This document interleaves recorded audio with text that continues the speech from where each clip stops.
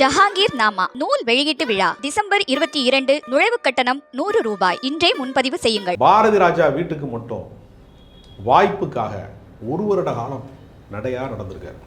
ஆமாம், திருத்தி எழுதிய தீர்ப்புகள் அப்படின்னு ஒரு கவிதை தொகுப்பு, அதை பாரதி ராஜாட்ட கொடுத்து வாய்ப்பு இருந்தால் பயன்படுத்தி கொடுங்கள். வாய்ப்பு கேட்கறதே இப்படி யாரும் கேட்டிருக்க மாட்டாங்க. ஆமாம், தெனாவட்டா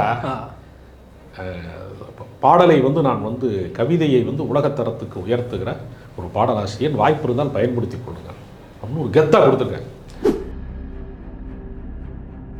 இளையராஜாவுக்கு இது பிடிக்கலை. புதுசாக ஒரு பாடலாசிரியரை கொண்டு வந்தேன், கருப்பாக கெச்சட்டின்னு வளர்த்தியாக இருக்கிற ஒரு ஆளை கொண்டு விட்டுக்கிட்டு தேவையில்லாமல் இம்சை பண்ணுறாங்க. பல பேருக்கு மீட்டருக்கு எழுத வராது. இந்த கவிதை எழுதுகிறவங்க பூராமே என்னென்னா புது கவிதை எழுதுகிறவே சுத்த வேஸ்ட்டு, ஏன்னா அவங்களுக்கு மரபு கவிதை அந்த மீட்டருக்குள்ளே எழுத வராதுன்ட்டு அலட்சியமாக என்ன பண்ணிட்டாருன்னா, இவர் சொல்கிறாரேங்கிறதுக்காக வேண்டி வேணும்னே இப்படி ஒரு மெட்டை கொடுத்தோம், இதோட எஸ்கேப் ஆயிடுவான், மெட்டை ஃபாலோ பண்ண முடியாமல் அப்படிங்கிற மாதிரி நினச்சி தான் இந்த பாட்டை கொடுக்குறாரு. அவர் பிரமாதமான வரிகள் எழுதுகிறார். வானம் எனக்கு ஒரு போதி மரம், நாளும் எனக்கு ஒரு சேதி தரும், உலகம் ஒரு நாள் நீதி பெறும், இந்த மாதிரி வரிகளை எழுதுறாரு. அது அப்படி எழுதுறாரு அப்படின்ட்டு அப்போ வெளியில் இளையராஜா பாரதி ராஜாட்ட சொல்லியிருக்காரு, இருக்கிற அம்புட்டு பாடலாசிரியனையும் சாச்சு போடுவான் போல இருக்க நீ கொண்டு வந்தாள் அப்படின்னு சொல்லி, கொஞ்சம் பொறு நெஞ்சமிரு தாவணி விசிறிகள் வீசுகிறேன், மன்மத அம்புகள் தைத்த இடத்தில் சந்தனமாயனை பூசுகிறேன், அந்திமலை பொழிகிறது ஒவ்வொரு துளியிலும் உன்முகம் தெரிகிறது. இந்த மாதிரியான இலக்கிய தரம் மிக்க பாடல்களை அவர் எழுதுறாரு. அதை பெரிய அளவில் கொண்டாடி மகிழ்ந்திருந்தவர் மற்ற பாடலாசிரியர்களுக்கெல்லாம் ஒரு மாபெரும் பொறாமை அவர் மீது ஏற்பட்டுருச்சு. இப்போ இது ஒரு பொன் மாலை பொழுது ஜனனா அது எழுத டியூன் போடும்போது தானா அப்படிதான் போடுவாங்க. அதுக்கு ஒரு வரியை அவரே போடுவார் எப்போவுமே. அப்போ அதில் என்ன ஆகும்னா பாடலாசிரியனுக்கு அது டிஸ்டர்ப் ஆகும். ஏன்னா இவரை மறுக்கவும் முடியாது, இவர் தான் வாய்ப்பு வழங்குறாரு. அன்றைக்கு இருந்த சூழல் எப்படின்னா, இளையராஜாவுடைய கால் ஷீட் கிடச்சிட்டாலே படம் சூப்பர் டூப்பர் ஹிட் ஆயிடும். இது போன்ற எக்ஸ்க்ளூசிவான வீடியோக்களை தொடர்ந்து காண மீடியா சர்க்கிள் சேனலை சப்ஸ்கிரைப் பண்ணுங்க.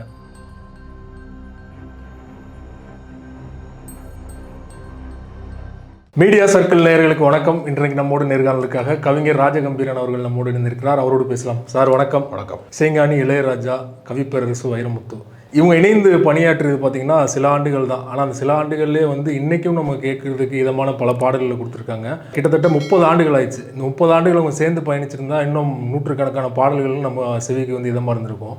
என்ன பிரச்சனைனால அவங்களுக்குள்ள பிரிவு ஏற்பட்டது? இதற்கு யார் காரணம்? வைரமுத்து அவர்கள் தமிழ் சினிமாவிலே ஒரு வியக்கத்தக்க கவிஞர். கண்ணதாசனுடைய இடத்தை வெற்றிடத்தை யாருமே நிரப்ப முடியாது, பாடல் உலகத்திலே கண்ணதாசனுடைய இடத்தை இன்னொருவர் நிரப்பவே முடியாது என்றெல்லாம் பல பேர் சொல்லி கொண்டிருந்த நேரத்தில் இலக்கிய தரமான பாடல்களை எழுதக்கூடிய ஆற்றல் பெற்றவர்கள் சில பேர் இருந்திருக்காங்க. ஏற்கனவே புலவர் புலமைப்பித்தன் மிகச்சிறந்த பாடல்களை நிறைய எழுதியிருக்கார். அவர் எம்ஜிஆர் ஆள அறிமுகப்படுத்தப்பட்டவர். அவருடைய மிகச்சிறந்த ஆகச்சிறந்த பாடல்கள் இப்போ உதாரணத்துக்கு இளையராஜா இசையில் கூட கல்யாண தேனிலா காய்ச்சாத பால் நிலா நீதானே வானிலா என்னோடு வானிலா, இதெல்லாம் அவர் எழுதுனது. கல்யாண தேனிலா காய்ச்சாத பால் நிலா என்னோடு வானிலா, இது மாதிரி அற்புதமான கவிதை பாடல்களை எழுதக்கூடிய ஒரு புலமை பற்றி. அதே மாதிரி முத்துலிங்க பிரமாதமான பாட்டு எழுதுவார். இவரெல்லாம் அரசவை கவிஞராக இருந்தவங்க. நாங்கள் சொல்கிற 2 பேருமே எம்ஜிஆரினுடைய அப்போ மேல் சபை இருந்ததோ அரசவை கவிஞராக இருந்தவங்க. மாஞ்சோலை கிளிதானோ மாந்தானோ மீன்தானோ வேப்பந்தோப்பு குயிலும் நீதானோ இவள் ஆபாரம் பூதானோ நடை, இதெல்லாம் முத்துலிங்கம் பாட்டு. ஓகே, இப்படி அற்புதமான பாடல்களை எழுதக்கூடியவர் எவ்வளவோ பேர் போட்டிக்கு இருந்தாங்க. அத்தனை பேரையுமே தகர்க்கக்கூடிய ஒரு பாடலாசிரியராக, எல்லாரையும் தாண்டி போகக்கூடிய பாடலாசிரியராக, முதல் படத்திலேயே முதல் பாட்டிலேயே சிகரத்துக்கு போன ஒரு பெரிய இது ஒரு பொன்மாலை பொழுது என்கிற பாடல் தான் அவருடைய முதல் பாடல். நிழல்கள் படத்தில் அவர் அந்த பாட்டை எழுதுகிறார். அன்றைக்கு இன்றைக்கு மாதிரி திரைப்பட வாய்ப்பு என்பது எளிதாக கிடைக்கிற ஒரு விஷயம் அல்ல. இன்றைக்கு ஓரளவுக்கு ஜனநாயகமாகி விட்டது சினிமா. அப்போ எப்படின்னா ஒரு சிலருக்கானதாக இருந்துச்சு சினிமா. பாரதி ராஜா வீட்டுக்கு மட்டும் வாய்ப்புக்காக 1 வருட காலம் நடையாக நடந்திருக்காரு வைரமுத்து. ஆமாம். ஒரு நாள் வந்து எப்போவுமே அவர் இல்லைன்னு சொல்லி திருப்பி அனுப்பக்கூடிய ஒரு சூழலில் ஒரு நாள் இவர் போய் பார்க்க போனப்ப அவர் அவசரமாக ஏர்போர்ட்டுக்கு கிளம்பிக்கிட்டு இருக்கார். ஸ்ரீலங்கா ஃப்ளைட்டை பிடிக்கிறதுக்காக அவர் ரெடி ஆகிட்டு இருக்கும்போது அவர் இல்லைன்னு சொல்லிக்கிட்டு இருக்கும்போதே வந்துட்டார் வெளியே. அப்பொழுது அவர் திருத்தி எழுதிய தீர்ப்புகள் அப்படின்னு ஒரு கவிதை தொகுப்பு, அதை வந்து பாரதி ராஜாட்ட கொடுத்து வாய்ப்பு இருந்தால் பயன்படுத்தி கொடுங்கள். வாய்ப்பு கேட்குறதே வந்து இப்படி யாரும் கேட்டிருக்க மாட்டாங்க. ஆமாம், தெனாவட்டா பாடலை வந்து நான் வந்து கவிதையை வந்து உலகத்தரத்துக்கு உயர்த்துகிற ஒரு பாடலாசிரியர், வாய்ப்பு இருந்தால் பயன்படுத்தி கொள்ளுங்கள் அப்படின்னு ஒரு கெத்தாக கொடுத்துருக்காங்க. அது பாரதி ராஜா ரொம்ப டிஸ்டர்ப் ஆகிருக்கு. என்னடா அவன் ஒருத்தன் வாய்ப்பு கேட்கும் போது இவ்வளோ தென்னாவட்டா கேட்குறான். அவன் வாங்கி உள்ள பையில் போட்டு பேக்கில் போட்டு அவர் அவசரமாக ஃப்ளைட்டு பிடிக்க போகிறவர் கிளம்பி போயிட்டார். வைரமுத்தினுடைய நல்ல நேரம் அன்னைக்கு ஃப்ளைட்டு தாமதம்.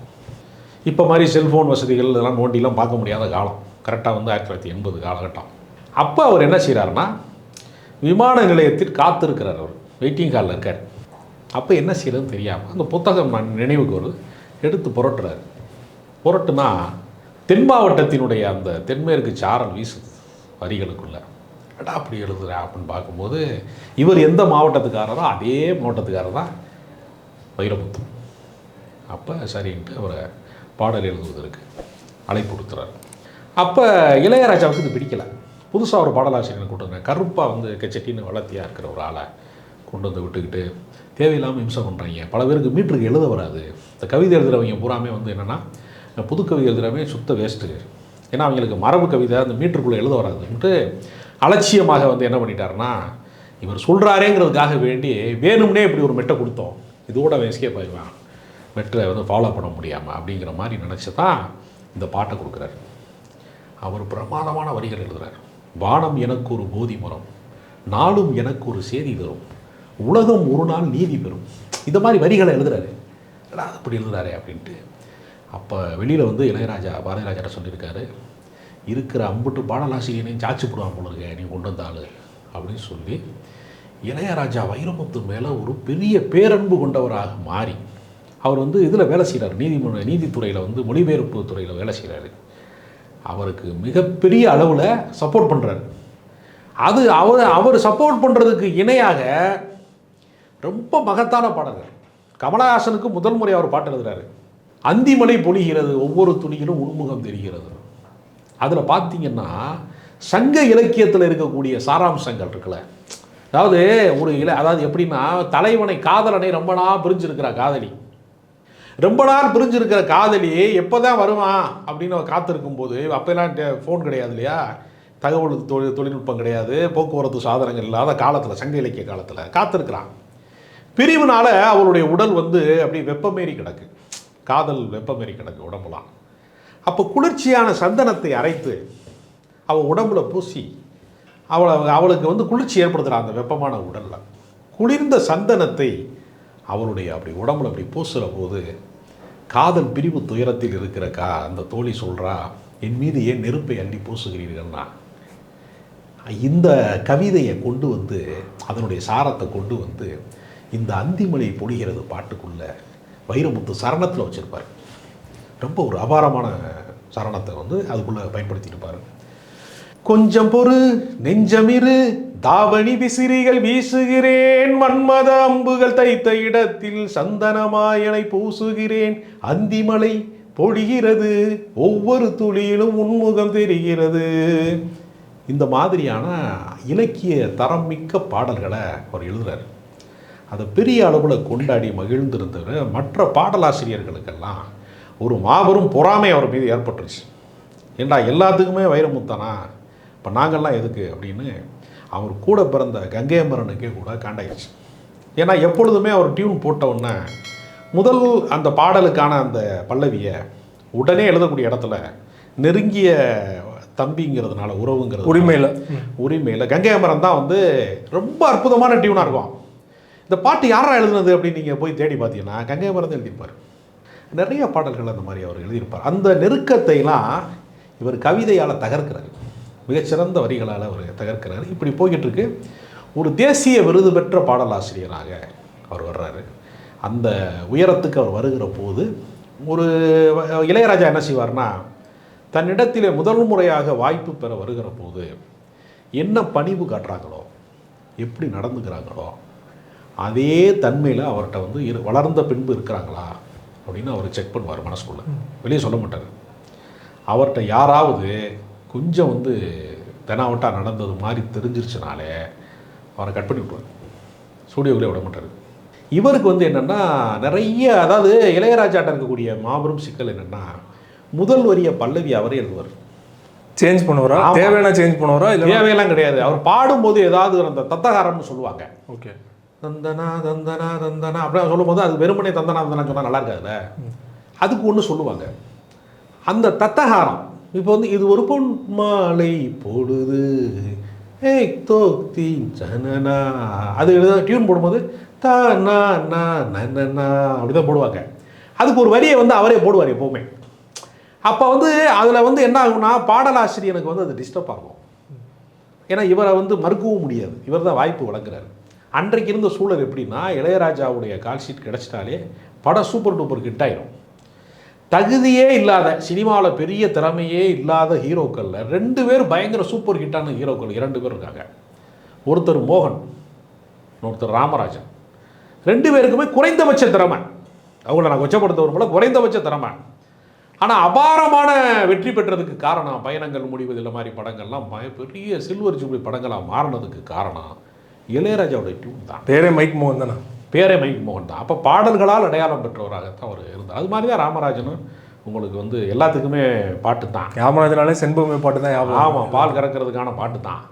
அப்போ அது பால் வந்து, அதாவது பால் கறந்தாருன்னு சொல்ல முடியாது, இளையராஜாவினுடைய இசையை தான் அவர் கறந்துருக்கிறார். அப்படி பல படங்களுக்கு வந்து இளையராஜாவினுடைய இசையினால் வந்து ஒரு பெரிய உயரம் கிடைத்த போது, வைரமுத்து தன்னுடைய வரிகளால் தனித்த அடையாளம் பெற்றதை பல பேரால் ஏற்றுக்கொள்ள முடியலை. அப்படி வளர்ச்சி பல பேருக்கு வந்து பொருட்களையும் கூட சொல்லலாம். அதில் சில பேர் அவரை குறித்து நெகட்டிவான விஷயங்களெல்லாம் கூட போட்டு கொடுத்து அவருக்கு இளையராஜா கிட்ட ஆமாம், அவருக்கு இவருக்குமான ஒரு விரிசலை அவங்க வந்து சில பேர் உருவாக்கிட்டே இருந்தாங்க. அந்த விரிசல் ஒரு கட்டத்துக்கு மேலே பேச்சுவார்த்தை இல்லாத ஒரு இடத்துக்கு வந்துச்சு. இப்போ நீங்கள் வந்து பாடல்களை மாற்றுவார்னு சொன்னீங்க இல்லையா, அப்படி வைரமுத்து பாடல்களையும் மாற்றிருக்காரா? வைரமுத்து பாடல்கள் நிறைய அவர் வந்து அந்த முதல் வரி மட்டும், பல்லவி மட்டும், ராசாவே ஒன்ன நம்பி இந்த ரோசா பூ இருக்குதுங்க அப்படின்னு பாட்டு போடுறாருல, இந்த ராசா ரோசாலாம் வைரமுத்து போட மாட்டார். ஸ்டாண்டர்டாக தான் போடுவார். கலங்கா வந்தால் என்ன பாரு, அதுக்கும் நிலான்னு தான் பேர் அப்படின்னு எழுதுவார். நீ மந்தையில் நின்னாலும் வீரவண்டி தேர். தேர் வந்து ஊர் கூடி திருவிழாவில் எடுத்துகிட்டு வருவான். திருவிழா முடிஞ்சோன்னு என்ன பண்ணுவான், ஓரமாக கொண்டு ஓரம் கட்டிடுவான்ல தேரை. உன்னை கொண்டு வந்து ரோடாக ஒரு ரோட்டில் கொண்டு வந்து உன்னுடைய புகழை வந்து சாய்ச்சிட்டாலும் நீ வீரபாண்டி தேர் தான், அந்த கம்பீரம் உன்னை விட்டு போகாது அப்படிங்கிற மாதிரி இந்த மாதிரி வரிகளெல்லாம் அவர் எழுதுகிற போது 30 வயதுகளுக்கு உட்பட்ட வயது. அது மிக சிறிய வயதிலேயே பெரிய சாதனைகளை வந்து அவர் செஞ்சிட்டார். இப்படி இருந்த அந்த உறவு விரிசலுக்கு ஆனதற்கு பின்பு வைரமுத்து கொஞ்சம் தடுமாறிட்டார். ஏன்னா பாடல் வாய்ப்பு திடீர்னு கதவு அடைக்கப்பட்டு விட்டது. இனிமேல் என்ன செய்கிறது, முழுக்க இலக்கியவாதியாக இருப்பதா, இலக்கிய கூட்டங்கள் பேசுவதா அப்படிங்கிற மாதிரியான ஒரு சூழல் அவருக்கு வந்துருச்சு. பின்னாடி தான் கலைஞருடைய நட்பெல்லாம் அதற்கு பின்பு ஏற்பட்டதான். அதனால் இளையராஜா அவரை தலையில் வைத்து கொண்டாடிய காலம்னு ஒன்று உண்டு. கடைசியாக எந்த படத்துக்கு சேர்ந்து பணியாற்றினாங்க? கடலோர கவிதைகள். ஓகே. அந்த படத்திற்கு பின்பு அவங்க வந்து பணியாற்றலை. 80 to 86 6 ஆண்டு காலம்தான். ராஜ்யசபா உறுப்பினர் பதவி மாதிரி அது 6 ஆண்டு காலம்தான். ஆனால் 6 ஆண்டு காலம் பணியாற்றிய அந்த பாடல்கள் ஏதோ ஒரு 60 வருஷமாக வந்து ஆக்கிரமித்தது மாதிரியும், ரொம்ப காலம் அவங்க 2 பேரும் வந்து அப்படியே வேலை செஞ்சது மாதிரியும் இன்னைக்கு வரைக்குமே நீங்கள் பார்த்தீங்கன்னா இளையராஜாவினுடைய ரொம்ப அர்த்தமிக்க பாடல்கள் எல்லாத்துக்கும் உள்ளேயுமே வைரமுத்து வரிகள் இருக்கும். வைரமுத்து வரிகள் இல்லாமல் இருக்காது. ரொம்ப அற்புதமான அதாவது இசைக்கு நிகரான கவிதையை கொட்டியக்கூடிய ஒரு இடம். அதற்கு இளையராஜா புறக்கணிப்புக்கு பின்னாடி அவர் வந்து சந்திரபோஸ், தேவா, இப்போ இருக்கக்கூடிய அந்த மரகதமணி, இது மாதிரி நிறைய இசையமைப்பாளர்களோட சின்ன சின்ன படங்கள் வந்து வேலை செஞ்சார். ஏவிஎம் நிறுவனம் அவரை கொஞ்ச நாள் ஆதரித்தாங்க. பாலச்சந்தர் ரொம்ப ஆதரித்தார். ஓகே. கண்ணுக்கு மையழகுன்னு ஒரு பாட்டு ஒன்று வந்து ஏஆர் ரஹ்மான் வர வரைக்கும் ஸ்ட்ரகிளாக இருந்தார். ஏஆர் ரஹ்மான் வந்ததுக்கு அப்புறமா அவர் ஏஆர் ரஹ்மான் வர்ற வரைக்கும் அவருக்கு ஸ்ட்ரகிள் தான். ஏன்னா டப்பிங் படங்களுக்கு கூட அவர் வந்து பாடல் எழுதுறது, வசனம் எழுதுறது மாதிரியான பணிகள்லாம் இருந்தார். ஏன்னா அவர் அரசு வேலையை ராஜினாமா பண்ணிட்டாரு. வேறு திசை அவருக்கு தெரியல, சினிமாவை விட்டால் அவருக்கு வேறு எதுவுமே தெரியாது. அவர் நாவல்லாம் எழுதினார், நிறைய இலக்கிய பணி செஞ்சுருக்கிறாரு.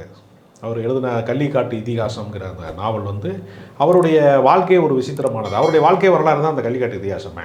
எப்படின்னா, வைகை டேம் கட்டுறதுக்காக வேண்டி அவங்க வாழ்ந்திருந்த ஊரை வந்து காலி பண்ண சொல்கிறாங்க. இப்போ எல்லாம் நம்ம சொல்கிறாங்க இல்லையா, 8 வழிச்சாலை அந்த மாதிரி சாலைகள் காலி பண்ணுங்கிறாங்களா, அது மாதிரி காமராஜர் காலத்தில் வைகை டேம் கட்டுறதுக்காக சில கிராமங்களை காலி பண்ண சொல்கிறாங்க. அப்படி காலி பண்ண ஒரு ஊர் தான் இவருடைய ஊர். இவரை வந்து வடுகப்பட்டின்னு சொல்லுவாங்க எல்லாருமே. உண்மையிலேயே அவருடைய ஊர் பேர் வந்து மெட்டூர். பின்னாளில் வந்து மெட்டுக்கட்டி பாடல்கள்லாம் எழுத போகிறாருங்கிறதுனாலே என்னவோ தெரியல, அவர் மெட்டூரில் தான் பிறந்திருக்கிறாரு. அது நினைவாக தன் பேத்திக்கு வந்து மெட்டூரின் பேர் வச்சிருக்கிறாரு. அதனால் அந்த அந்த புலம்பெயரக்கூடிய மாதிரி தன்னுடைய சொந்த கிராமத்தில் வாழ்ந்த ஊரை விட்டு வேறு ஊருக்கு வந்து அவங்க இடம்பெயர்ற ஒரு வாழ்க்கை இருக்கு இல்லையா, அந்த வாழ்க்கையும் அந்த வறுமையும் எப்படி இருந்துச்சு. இந்த பரமலை கல்லறு சமூகத்தில் வந்து ரொம்பவும் வந்து பின்தங்கிய ஒரு சூழலில், ரொம்ப வறுமைப்பட்ட ஒரு சூழலில் இருந்து அவர் வந்திருக்கிறாரு. அப்படிங்கிறனால அந்த வாழ்க்கையை தான் அவர் கள்ளிக்காட்டு இதிகாசங்கிற ஒரு நாவலை எழுதி சாகித்ய அகாடமி விருதுகள்லாம் அவர் பெற்றிருக்கிறாரு. இதெல்லாம் வந்து அவர் வந்து ரொம்ப இளமையில் ரொம்ப வறுமையில் இருந்திருக்கார். அவர் 8ஆம் வகுப்பு படிக்கும்போது தான் முதல் முறையாக நான் ரயில் பார்த்தேன். பல வருடங்கள் வந்து கால் செருப்பு இல்லாமல் நான் நடந்தேன். அது மாதிரியான ரொம்ப துயரங்களில் அப்படி நீந்தி கடந்தவர் அவர் படிக்கும்போதே அவருடைய வாத்தியார் மக பொன்மணி ஒரு காதல் ஏற்பட்டு விட்டது. அது காதல் ஏற்பட்டு அவர் ஜாதி மாறிய ஒரு திருமணம், அது ஜாதி மறுப்பு திருமணம்னு சொல்லலாம். அதனால் ஒரு சிரமமான சூழலில் இருந்தால் அவருடைய இளமை காலம் முழுக்கவே பொன்மணியை வந்து திருமணம் முடிக்கிற அந்த காலகட்டம் வரைக்குமே ஒரு ரொம்ப புறக்கணிக்கப்பட்ட ஒரு வறுமை சார்ந்த ஒரு வாழ்க்கை. ஆனால் அவருடைய ஆற்றலில் வந்து கவிதையில் அவருடைய தமிழுக்கு வந்து வறுமையே கிடையாது. அவர் வந்து ஒரு கல்லூரியினுடைய 1ஆம் ஆண்டு மாணவனாக இருக்கும்போதே ஒரு கவிதை புத்தகம் வெளியிட்டார். வைகரை மேகங்கள்னு ஒரு கவிதை புத்தகம் வெளியிட்டார். அதை படிச்சுட்டு ஒரு மிகப்பெரிய தமிழ் அறிஞர் ஒருத்தர், என்னையா அது பிரமாதமாக இருக்குது, யார் யாது அப்படின்னு சொல்லி தேடி வந்து கல்லூரிக்கு, அப்போ தொலைபேசி வசதி இல்லாத தேடி வந்து கல்லூரிக்கு வந்து பாராட்டினார். அந்த தமிழ் அறிஞர் தான் ஔவை நடராஜன் அவர்கள். அதனால் அந்த திருத்தி எழுதிய தீர்ப்புகளை அவர் ஈரோடு தமிழன்மன்லாம் வெளியிட்டு அவர் என்கரேஜ் பண்ணாங்க. இலக்கிய உலகத்தில் அவர் அடையாளம் மிக்கவராக இருந்தார். இளையராஜாவுக்கு பின்பு அவருடைய ஏஆர் ரஹ்மானுடைய அந்த வருகைக்கு பின்பு சின்ன சின்ன ஆசையில் தொடங்கி அவருடைய சாம்ராஜ்யம் வந்து பெரிய அளவில் வந்து அவருடைய கட்டுக்கடங்காத தமிழை கொஞ்சம் கூட தடையே இல்லாமல் சிறப்பாக பயன்படுத்திக்கிட்டார் ஏஆர் ரஹ்மான். எம்எஸ் விஸ்வநாதன்லாம் என்ன செய்வார்னா, கவிஞர்களை போற்றுவார், கண்ணதாசனை போற்றுவார். இளையராஜாவுக்கு அந்த தன்மை கிடையாது. இளையராஜா வந்து பாடலாசிரியர்களை வந்து தன்னுடைய பணியாட்களை போல ஒரு இசைக்குழுவில் இருக்கிற ஆள் மாதிரி தான் அவர் ஃபீல் பண்ணியிருக்காரு. தமிழ் அறிஞர்களாக பெரிய மேதமை மிக்கவர்களாக பாடலாசிரியர். அவரோட எண்ணம் வந்து என்னோட இசையினால தான் பாடல். அவர் தன்னுடைய ஆதிக்கம், இசை தான் மேன்மையானதுங்கிற ஒரு மனநிலையில் அவர் தன்னை முதன்மை. ஏன்னா அதற்கு பின்பு வைரமுத்துக்கு பின்பு ஆல்டர்னேட்டிவாக பல பாடலாசிரியர்கள் வந்து பழனி பாரதி, அறிவுமதி போன்ற பல பாடலாசிரியர்கள் வந்து இருந்தாலும் கூட பெரிய அளவில் பிரகாசிக்க முடியாத காரணம் அவங்க சிறந்த பாடலாசிரியர்கள். இவர் அதை அனுமதிக்கவே இல்லை. வைரமுத்து மீது இருக்க கோபமாக என்னன்னு தெரியல, நல்ல தமிழில் பாடல் வருவதிலே ரொம்ப மகத்தான கவிதை பாடல் வருவதையே ஏறத்தாழ இளையராஜா வந்து அதற்கு பின்பு யாரையும் என்கரேஜ் பண்ணலை வைரமுத்துக்கு பின்னாடி. அதனால் இளையராஜா வைரமுத்து அப்படிங்கிற பாடல்களை தான் இன்னும் வந்து 80s உள்ள பாடல்களை தான் இன்றைக்கி இருக்கக்கூடியவங்களும் கூட கேட்குறாங்க. இரவு நேர பயணங்களில் இளையராஜாவும் வைரமுத்தும் தான் பிரிஞ்சிருக்காங்களே தவிர அவர்கள் பாடலும் இசையும் இன்னும் கலந்து தான் இருக்குது.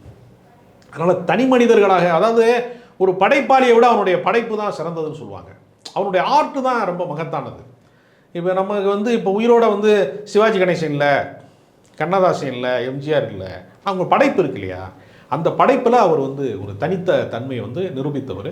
அதனால் வைரமுத்துவினுடைய தமிழை வந்து யாராலையும் வந்து புறக்கணிக்கவே முடியாது அப்படின்னு சொல்லக்கூடிய அளவுக்கு அவர் ஒரு ஏஆர் ரஹ்மான் சார்ந்து அவருடைய திரைப்பயணம் என்பது 2வது பெரும் பாய்ச்சலை நிகழ்த்திருச்சு. அதிலே ரொம்ப முக்கியமான விஷயம் என்னென்னா, ஒரே ஒரு கவிதை தான் கலைஞருடைய ஆட்சியை வந்து மாநில அரசை கலைச்சிட்டாங்க. அப்போ ஒரு கவிதை எழுதுறாரு வைரமுத்து, அடியே அனார்கலி உனக்கு பின்னால் இந்த மண்ணில் உயிரோடு புதைக்கப்பட்டது ஜனநாயகம் தான் அடி அப்படின்னு கவிதை எழுதுறாரு. ராஜீவ்காந்தி கொல்லப்பட்டப்போ, ஆமாம், மாநில அரசு கலைக்கப்பட்ட போது அடியே அனார்கலி உனக்கு பின்னால் இந்த நாட்டில் உயிரோடு புதைக்கப்பட்டது ஜனநாயகம் தான் அடின்னு ஒரு கவிதை எழுதுறாரு. இந்த கவிதையை படித்து விட்டு கலைஞர் கலங்கி கண்களை யார் வைரமுத்து. இப்படித்தான் அவர்களுக்குள்ள ஒரு நேசம் பிறந்தது. தன் எழுத்தின் வழியாக, தன்னுடைய ஆற்றலின் வழியாகத்தான் அவர் இளையராஜாவை அடைந்தார், பாரதி ராஜாவை அடைந்தார், கலைஞர் அடைந்தார். அவர் அடைந்த நெருக்கமாக தான் இருந்தாங்க இல்லையா. ஆமாம், அவர் அடைந்த எல்லா வெற்றிக்கு பின்னாடியும் அவரை தான் மறுக்க முடியும், அவரை வெறுக்க முடியும். அவர் தமிழை, அவர் பாடலை யாராலையும் புறக்கணிக்க முடியாது. நீங்கள் சொன்ன மாதிரி அந்த 5 வருஷம் வந்து ரொம்ப ஸ்ட்ரகிளாக இருந்தாருன்னா அந்த காலகட்டத்தில் இவரே இறங்கி போயிருக்கலாம். ஆனால் அவர் தன்மானம் விட்டு கொடுக்கல. இல்லை, அப்படி இல்லை. அவர் சமரசத்திற்கு அவர் தயாராகத்தான் இருந்தார் வைரமுத்து. ஓகே. இளையராஜா அதை ஏற்க தயாராக. இளையராஜா எப்பொழுதுமே ஏற்க தயாரில்லை. ஏன்னா இளையராஜாவுடைய மனைவி இறந்தபோது கூட அவர் முதல் ஆளாக போய் வைரமுத்து அந்த இடத்துல போய் இருந்தார். இளையராஜா அவரை கடைசி வரைக்குமே வந்து திரும்பி பார்க்கவே இல்லை. அதனால் இது மீண்டும் சமரசத்திற்கு ஆளாகாமல் போனதற்கு இளையராஜாவினுடைய ஈகோ தான் காரணம். வைரமுத்து இறங்கி வருவதற்கு தயாராக இருந்தால் இளையராஜா அவரை ஏற்றுக்கொள்ள தயாராக இல்லை. இது இளையராஜா ரசிகர்களுக்கு வருத்தமாக இருக்கும். உயர்த்தி ஒருவரை தாழ்த்தி பேசுவதற்காக சொல்லலாம். உண்மை எதுவோ அது கசப்பான உண்மை தான். உண்மை, கசப்பான உண்மையாக தான். ரொம்ப நன்றி சார். வைரமுத்து இளையராஜா அவர்கள் பிரிவு குறித்து ரொம்ப நிறைய உண்மைகளை எங்களுக்கு வெளிப்படுத்தினீங்க. மிக்க நன்றி.